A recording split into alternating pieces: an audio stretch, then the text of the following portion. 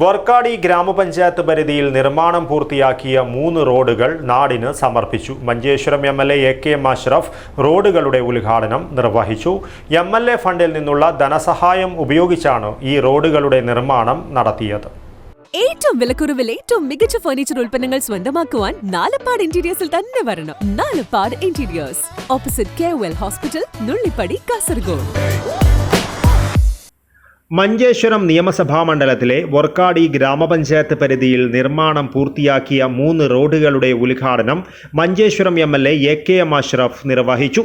5 ലക്ഷം രൂപ ചിലവിൽ നിർമ്മിച്ച കൊടലമഗുരു ദേവസ റോഡ്, 15 ലക്ഷം രൂപ ചിലവിൽ നിർമ്മിച്ച ബജലകരി പൊയ്യ റോഡ്, 5 ലക്ഷം രൂപ ചിലവിൽ നിർമ്മിച്ച തൗടുകോളി ആലബേ റോഡ് എന്നിവയാണ് എ.കെ.എം. അഷ്റഫ് എം.എൽ.എ. നാടിന് സമർപ്പിച്ചത്.